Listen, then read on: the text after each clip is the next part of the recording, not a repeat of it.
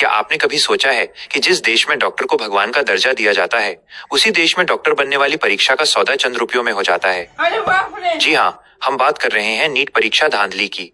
पिछले कुछ समय में भारत की सड़कों पर, खासकर दिल्ली के जंतर मंतर, ऐसा सैलाब उमड़ा जिसने सत्ता के गलियारों को हिलाकर रख दिया। छात्रों के भारी गुस्से, विरोध प्रदर्शनों और चौतरफा दबाव के बाद आखिरकार शिक्षा मंत्रालय को घुटने टेकने पड़े। बड़े अधिकारियों पर गाज गिरी और सिस्टम में बड़े बदलावों की घोषणा हुई। लेकिन सवाल यह है कि आखिर करोड़ों बच्चों के भविष्य का ये पेपर लीक कैसे हुआ? इस पूरे नेक्सस के पीछे कौन था? और कैसे देश के युवाओं ने शांतिपूर्ण आंदोलन से इस सिस्टम को सुधारा? आज के इस 10 मिनट के वीडियो में हम इस पूरे घोटाले की परत दर परत इनसाइड स्टोरी खोलेंगे।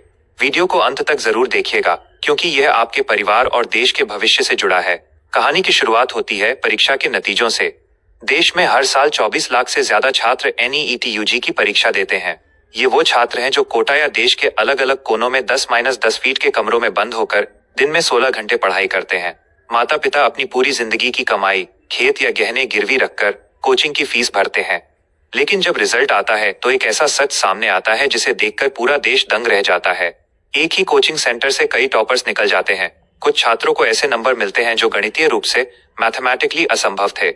जब छात्रों ने इसके खिलाफ आवाज उठाई तो शुरुआत में नेशनल टेस्टिंग एजेंसी यानी NTA ने इसे सिर्फ एक अफवाह बताया। लेकिन सच को ज्यादा दिनों तक दबाया नहीं जा सकता था। जैसे जैसे जांच आगे बढ़ी, इस घोटाले के तार देश के अलग अलग राज्यों से जुड़ने लगे। बिहार और गुजरात जैसे राज्यों से ऐसी खबरें आईं जिन्होंने साबित कर दिया कि ये कोई छोटी मोटी मानवीय भूल नहीं थी, बल्कि एक सुनियोजित क्रिमिनल सिंडिकेट था। पता चला कि परीक्षा से ठीक एक रात पहले कुछ चुनिंदा छात्रों को लीक हुए प्रश्न पत्र और उनके उत्तर रटवाए गए थे। इसके बदले में हर छात्र से 30 से 40 लाख रुपए वसूले गए थे।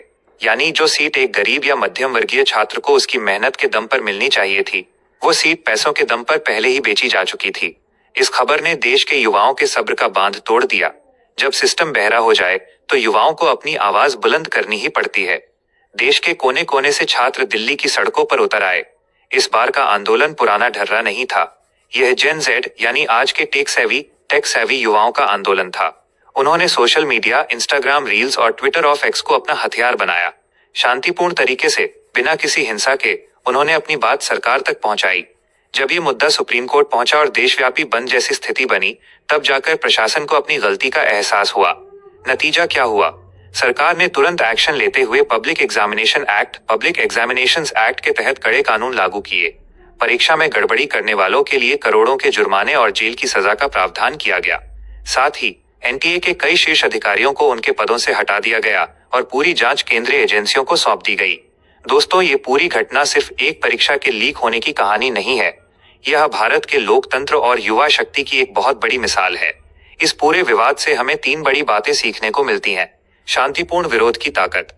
बिना किसी हिंसा या तोड़फोड़ के भी सिर्फ अपनी जिद और सच्चाई के दम पर सरकार को झुकाया जा सकता है। सोशल मीडिया का सही इस्तेमाल। सोशल मीडिया सिर्फ मनोरंजन के लिए नहीं, बल्कि हक की लड़ाई लड़ने का एक मजबूत जरिया बन चुका है। सिस्टम में रिफॉर्म की जरूरत। इस घटना ने साफ कर दिया कि भारत के एजुकेशन और टेस्टिंग सिस्टम को अब पूरी तरह से टेक्नोलॉजी ड्रिवन और पारदर्शी बनाने का समय आ गया है। तो दोस्तों, भारत के इस सबसे बड़े परीक्षा रिफॉर्म और छात्रों के इस संघर्ष पर आपकी क्या राय है? क्या आपको लगता है कि नए कड़े कानूनों के बाद भविष्य में कभी पेपर लीक नहीं होंगे? अपनी राय नीचे कमेंट्स में जरूर लिखें। अगर आपको यह वीडियो जानकारी से भरपूर लगी हो तो इसे अपने दोस्तों, परिवार और खासकर उन छात्रों के साथ शेयर करना न भूलें जो दिन रात सरकारी परीक्षाओं की तैयारी कर रहे हैं। ऐसे ही रिसर्च बेस्ड और इन्फॉर्मेटिव वीडियोस के लिए चैनल को सब्सक्राइब करें और बेल आइकन दबाएं। मिलते हैं अगले वीडियो में। जय हिंद।